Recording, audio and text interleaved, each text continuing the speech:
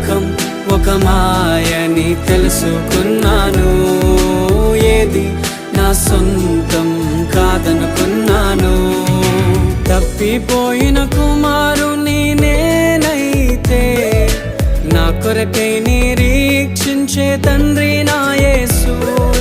తప్పిపోయిన కుమారుని నేనైతే నా కొరకై నిరీక్షించే తండ్రి నా యేసు. ఈ లోకమంతా నేను వెతకినా నాకు లేదయ్యా ఎక్కడా ఆనందం. నీ సన్నిధిలో ఒక్క క్షణం